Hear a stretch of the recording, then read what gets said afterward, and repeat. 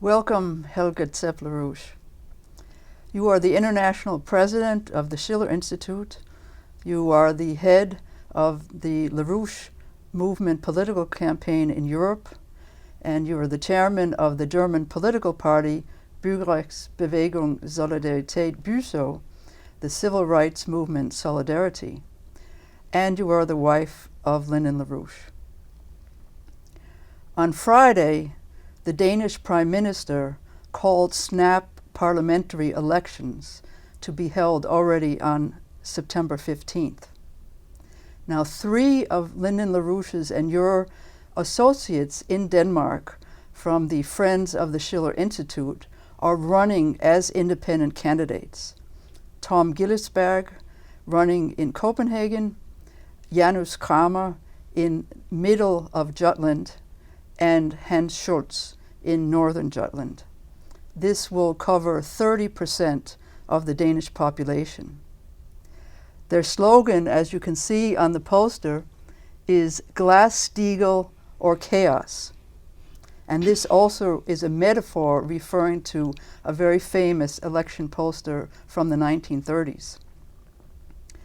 Our candidates, the moral authority, they have been established through the last 3 election campaigns, where in 2005, the slogan was, "When the bubble bursts, a new Bretton Woods financial system." In 2007, after the financial crash, a maglev across the Kattegat, linking Copenhagen and the second largest city, Aarhus. And in 2009, economic collapse, only a new credit system will save Denmark. Now you and your husband, Lyndon LaRouche, together with our candidates, have warned for years and years that the entire world financial and economic system would collapse unless the policies were changed, and at every point you have proposed solutions that could have changed that policy.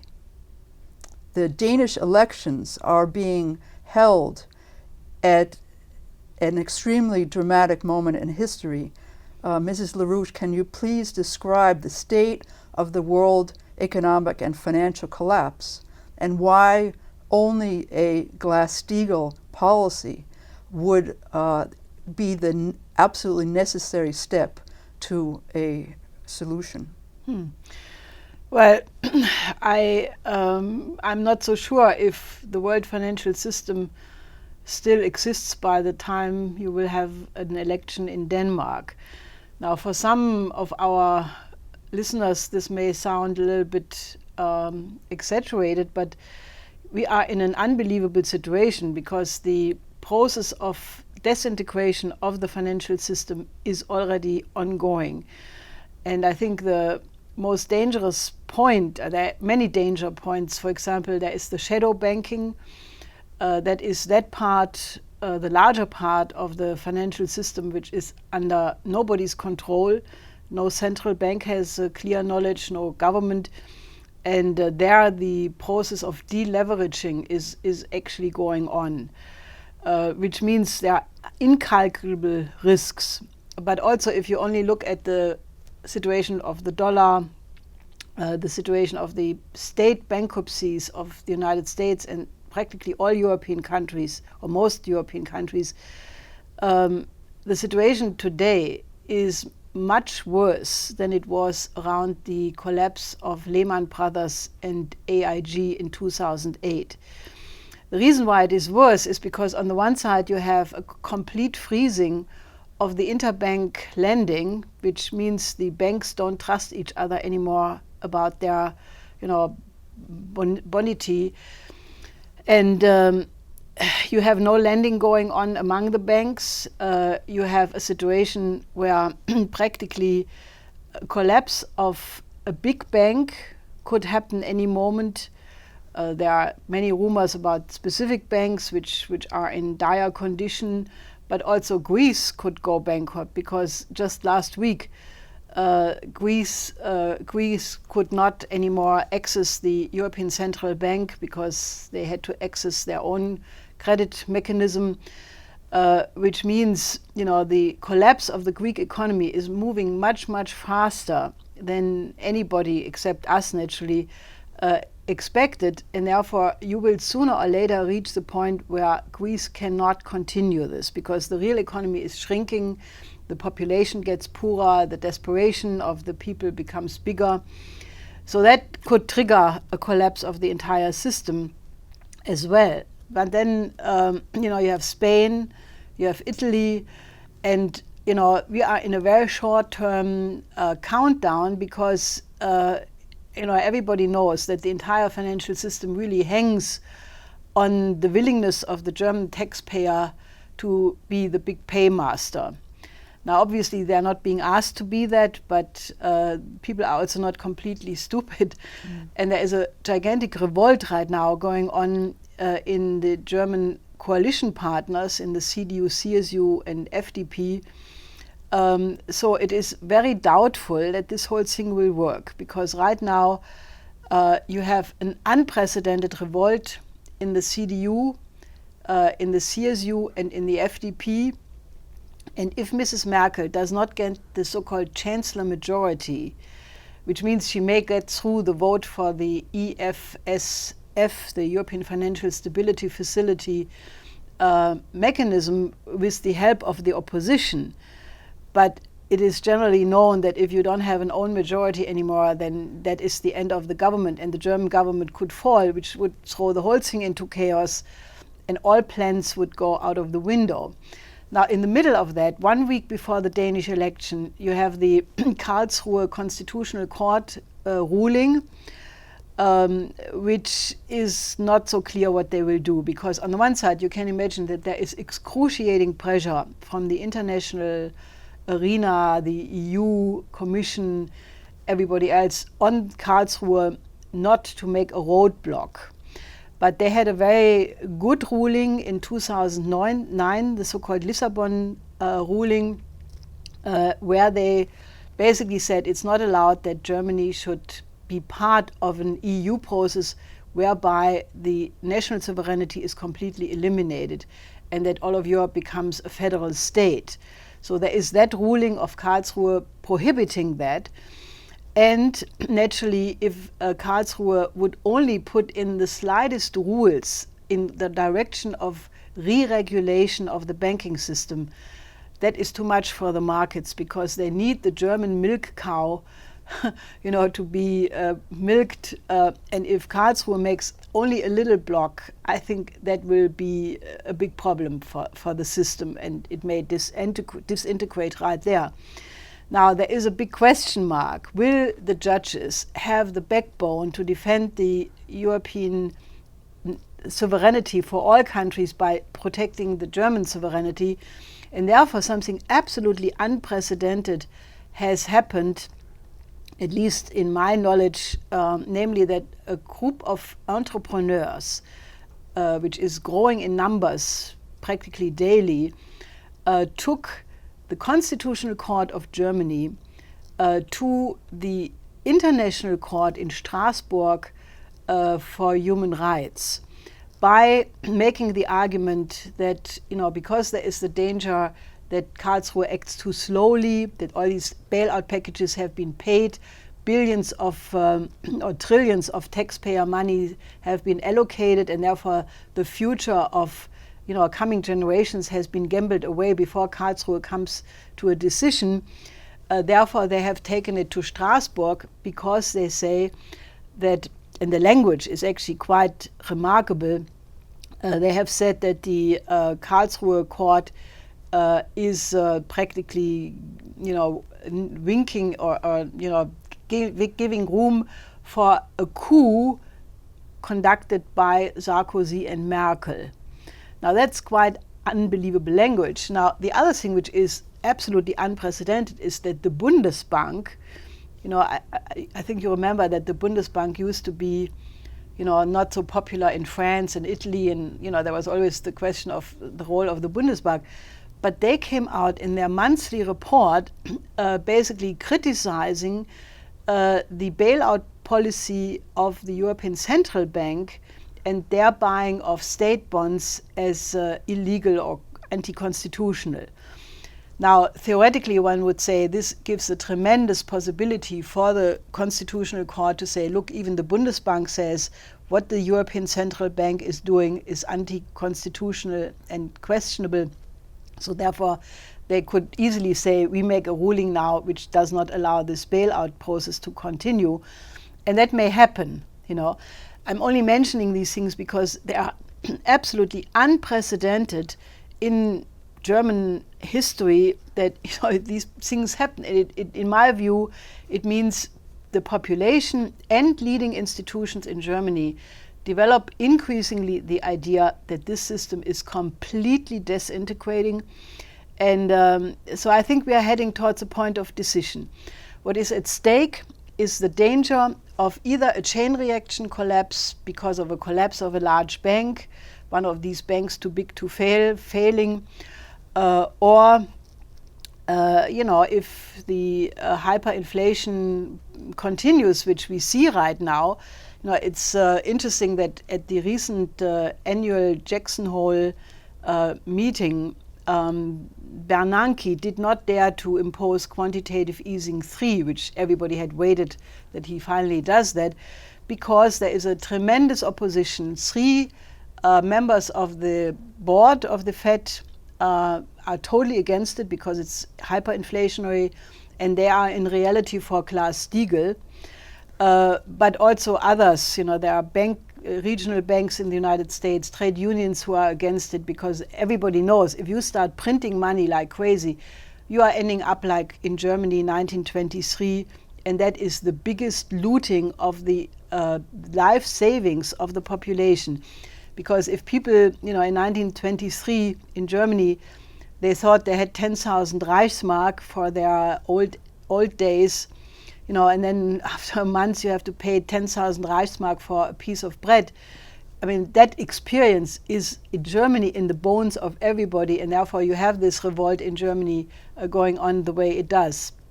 But also in the United States, there are patriotic forces who recognize that the existence of the United States is at stake, and therefore they are blocking this.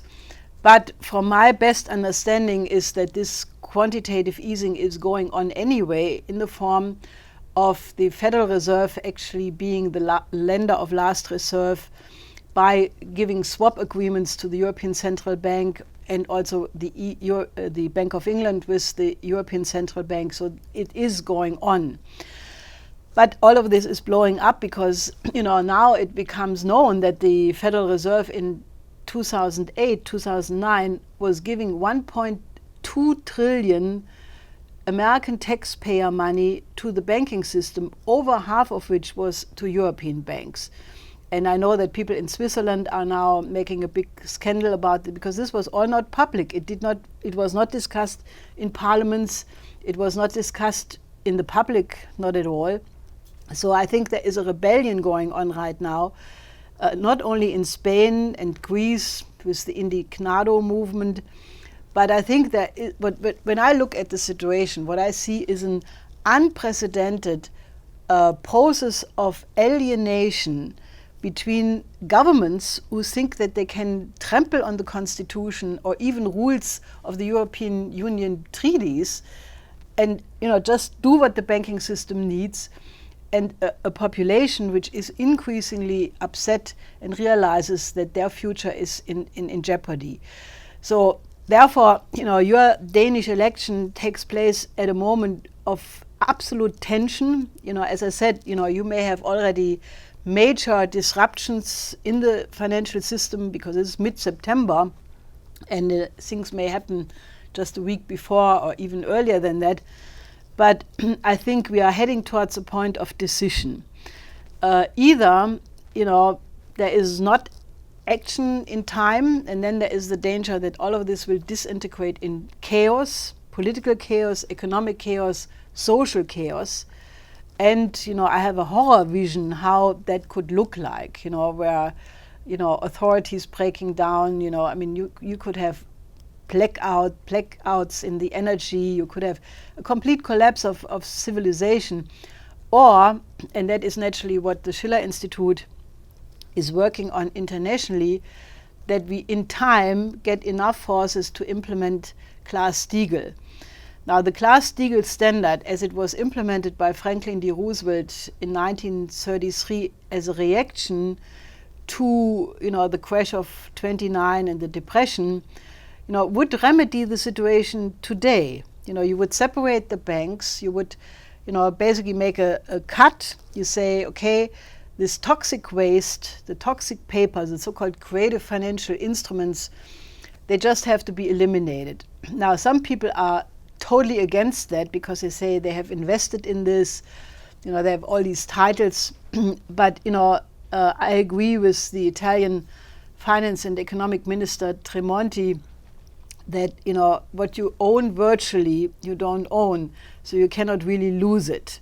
So you would have to write this off and basically start completely new with a credit system, where the real economy of the world is being provided with fresh credits, and in a short period of time we could start to get out of this crisis. So I'm optimistic that when so many people in so many countries are confronted with a existential crisis, that we can get reason mobilized and that we will be able to put Glass-Steagall through in times, especially because in the United States there is a growing support for this bill, which is already in the Congress. It has been introduced by Marcy Kaptur already some months ago, and major trade unions like the AFL-CIO, the International Machinist Trade Union are supporting it. Many regional organizations are coming to support it. And if it comes from the United States, I think we have a tremendous chance to implement it in Europe because of the connectedness of all the segments of the financial markets. They don't have another choice than to do in an analog way exactly what would come from the United States. So I think the significance of the Danish election campaign is that Denmark is a beautiful country.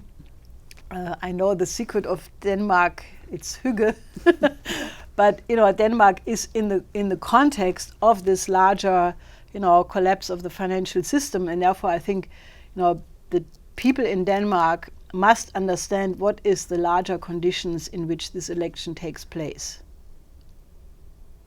How would dividing up the banks in a Glass-Steagall reorganization, together with creating new credits by having a Hamiltonian national bank policy, how would that revive the economies of Denmark and the other nations in the world? Well, I mean, I observed that Denmark also had some banking problems in the recent period, which shows Denmark is not so isolated against these dangers.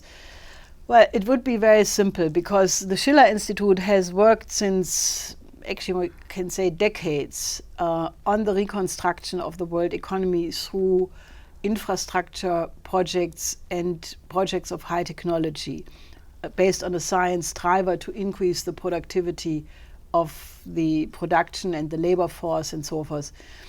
Now, the key, obviously, is the United States putting the famous NAWAPA program on the agenda, which is the largest water management project ever undertaken in history, which exists already in the trousers of the Parsons Company since the 70s.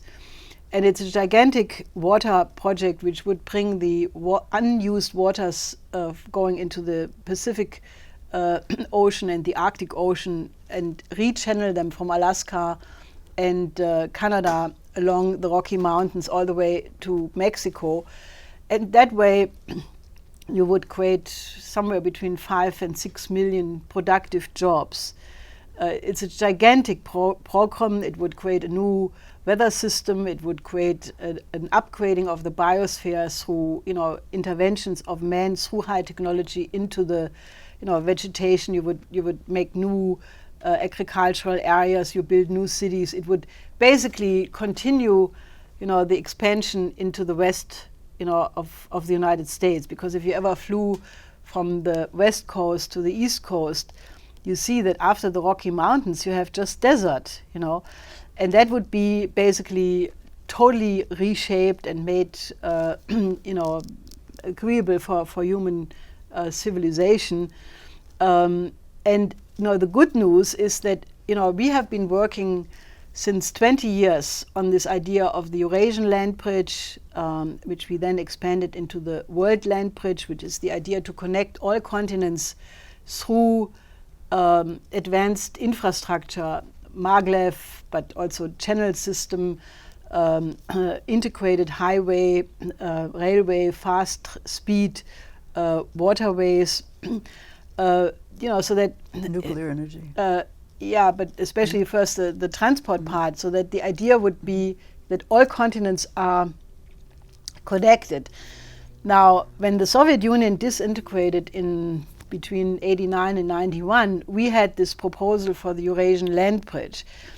And one crucial point, if you look at the old report, which we had put out in 1990 actually, one crucial point was that we wanted to connect Alaska with Siberia through the Bering Strait tunnel.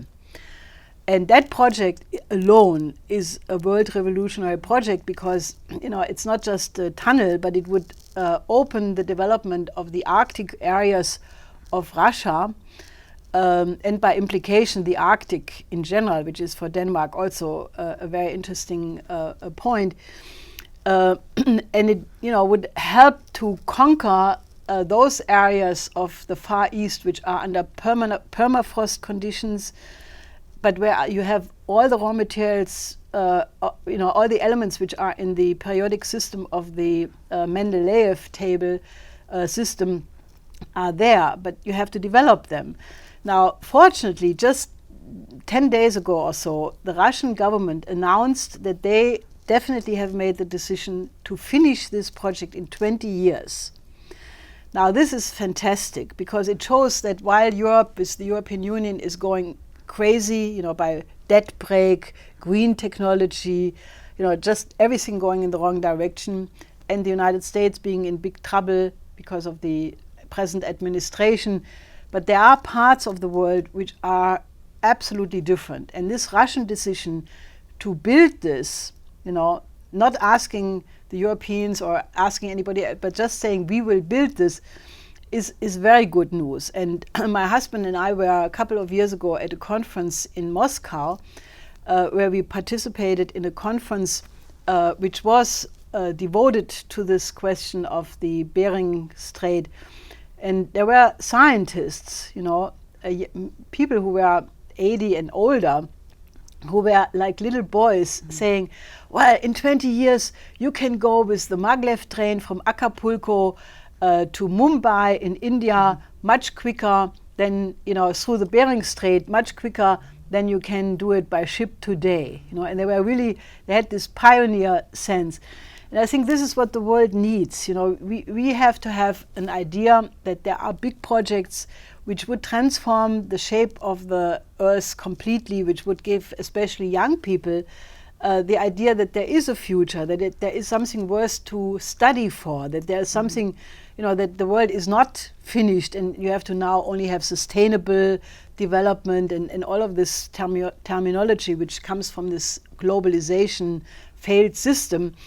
And I think this is very optimistic, because I think that Denmark is one of the countries which has an existential interest in the development of the Arctic region.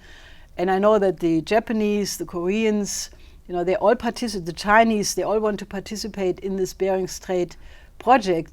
So I think it opens also some new perspectives for Denmark. Yeah. Also, one of our other main campaign issues is also, as it is on our poster, to have a maglev over the Kattegat.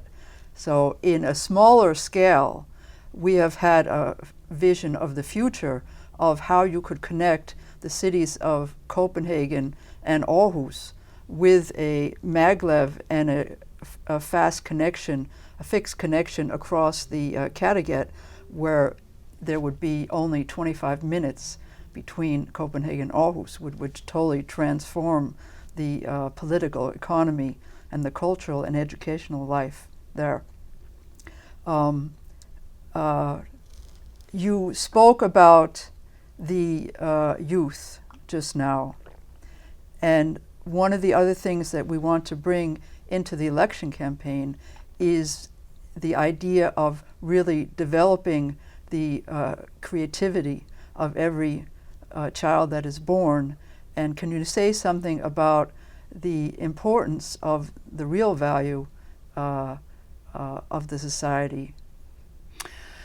Well, I think what we have experienced in the last 40 years was this paradigm shift in the direction of monetarism, neoliberal thinking, globalization, which became unlimited after the collapse of the Comecon countries. The image of man has completely almost been lost, because man is no longer regarded as a precious being, but in the world of monetarism and ecology, man is practically superfluous. Too many people who destroy the environment. It's better to have less people. I mean, the whole value of mankind has been forgotten. The markets, the famous nervosity of the markets, which has become the golden calf, which everything has to be sacrificed to. And I think, I have said this often in the past, I think future generations will look back at this particular moment and say, at that point, mankind had gone completely mad. People were wasting their life by playing on the markets. For what? For money, money which doesn't have an intrinsic value, the privilege of a few billionaires and millionaires who become richer. And, I always say, then at their gravestone, they will have a sign, says, this person had in his life 5 Porsches and ate 10 million caviar breads, and that was it. And if you're not so rich, then relatively other things. But I think we have come to a point where the real test of civilization is put before us. And fortunately, there are people, like my husband, who is probably the most important one in this respect, but many others who recognize that this system is finished and this paradigm is rotten and must be replaced, and recognize that, mankind is actually a beautiful thing. That mankind exists as the first species and the only species which is conscious about its own development. I mean, Friedrich Schiller has written this beautiful little epigram where he says, be conscious of what the plant does, unconsciously.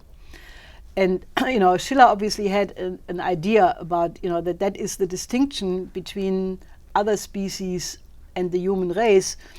And I think we are now at the point, also because, in the United States, you had in the recent period an earthquake of 5.9 on the Richter scale, which, it was not supposed to happen at the East Coast, because the East Coast is not a place where you have, tectonic plates in motion or anything like that.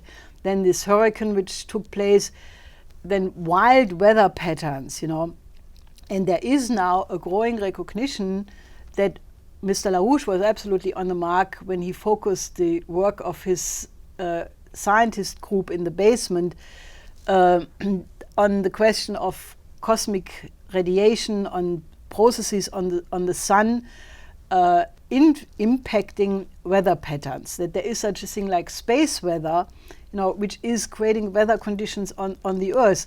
And that's exactly what we see now.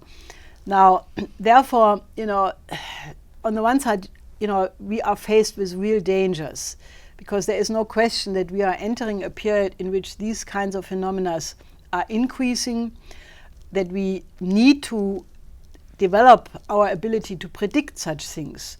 The signs of precursors of volcano eruptions, of earthquakes, of large weather changes, all of that has to be geared up. And fortunately, we are in contact with some of the world leading scientists around the world. You have one of them, or a whole group of them in Denmark, to enable mankind to cope with these kinds of phenomena, because it's no question that we are entering a period of cyclical developments which in the past have wiped out repeatedly all the species, or up to 98% of the species on the planet.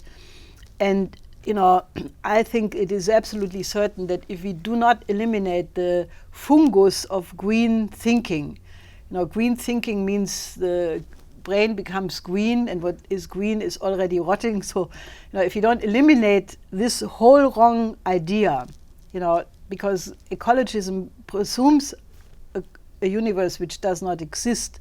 We are not in equilibrium, we are not in a closed system, but the universe is developing in an anti-entropic way all the time, evermore.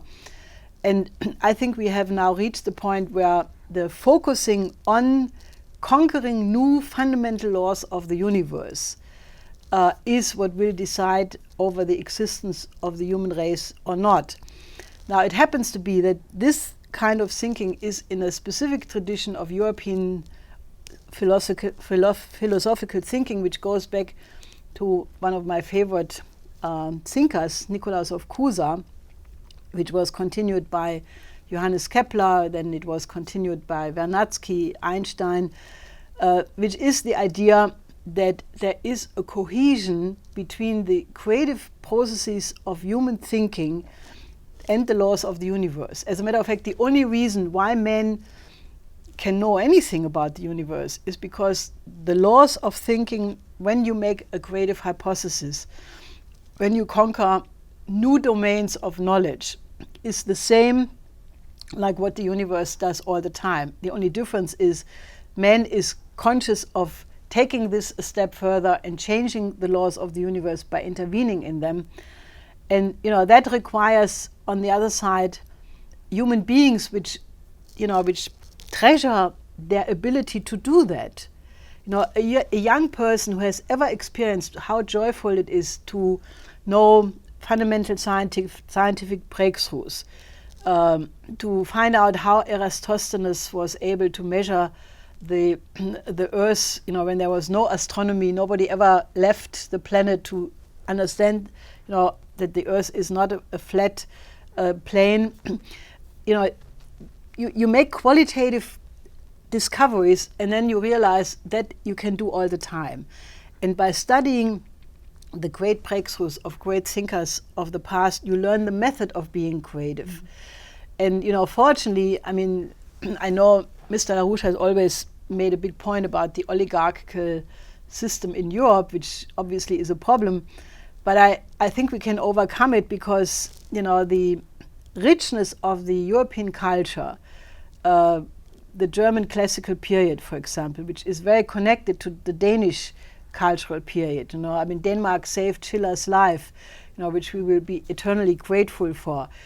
I think that the ability to now, in this grave moment of history, of where people realize that their entire life is at stake and the future of many generations, that we have something to go to. We can go to the music of Beethoven, we can go to Schubert, to Haydn, to all of these great composers, or the great works of the great poets and other thinkers.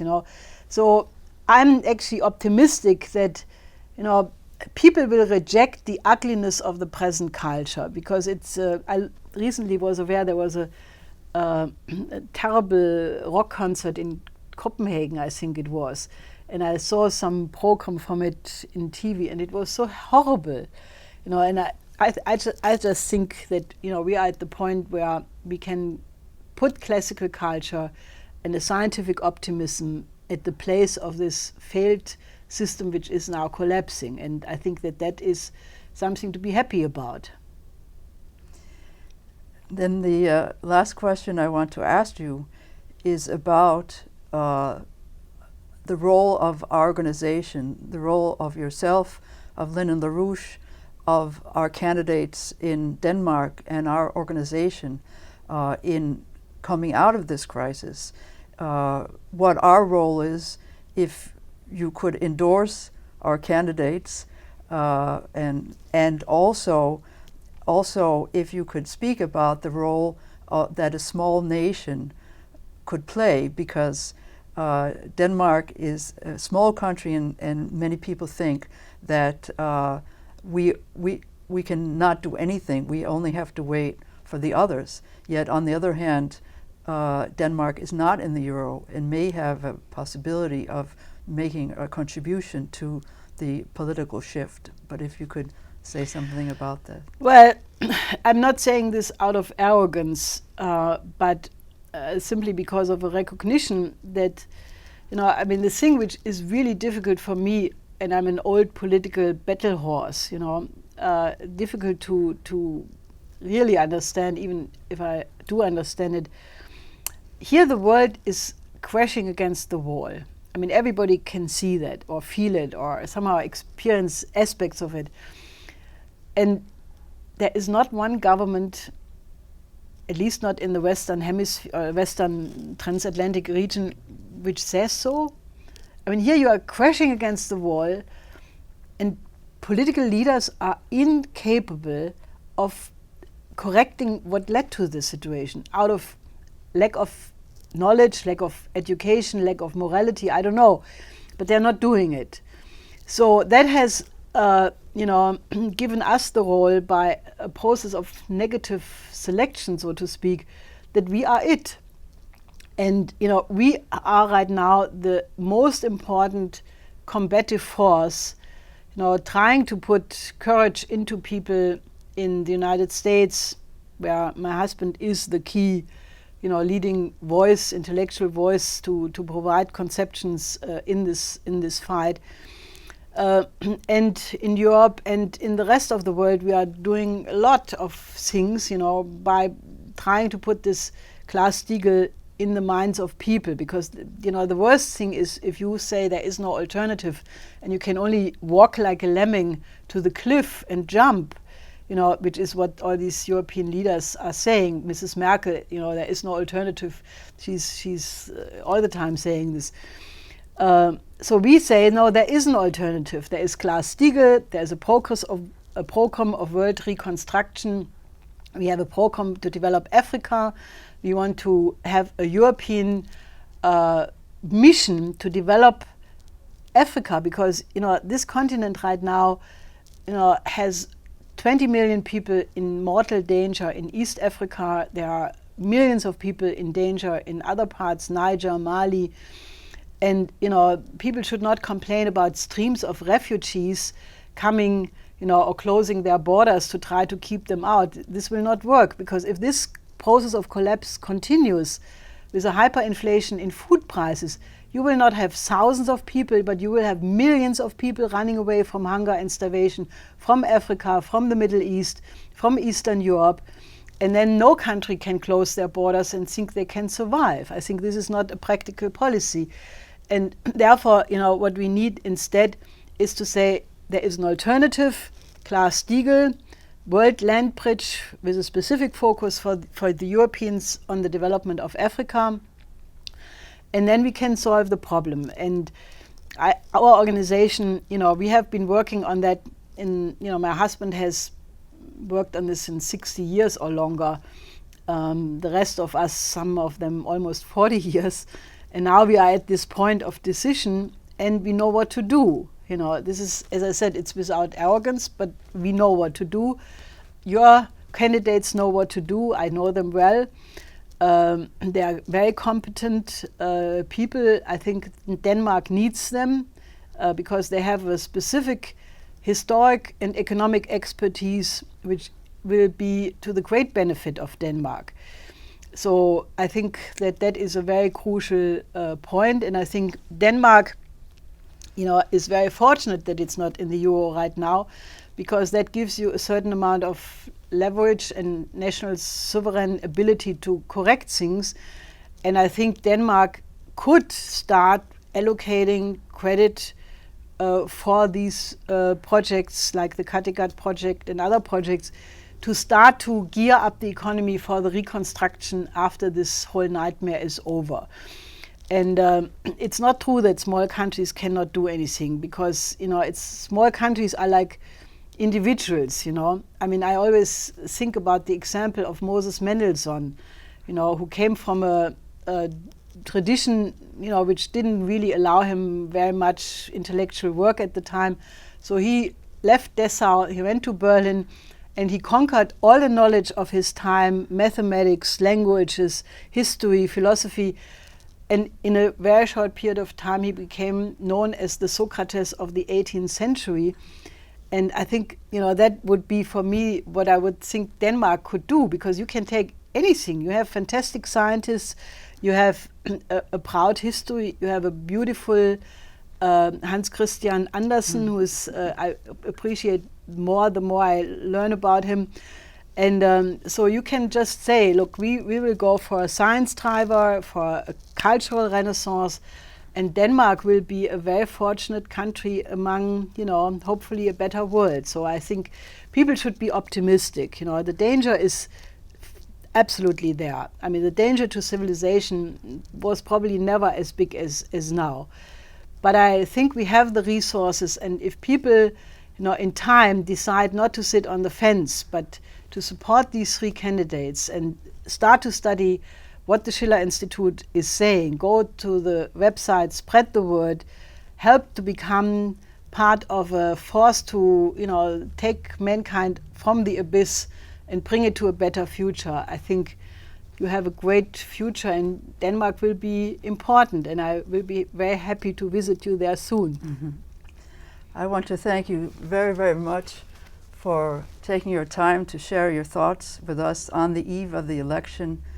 And I would just say to the Danish voters, please, Mrs. LaRouche has laid out the possibility for you to play a role in world history. Please take this moment, vote for our candidates, and do everything you can to push through our program to save humanity. Thank you very much.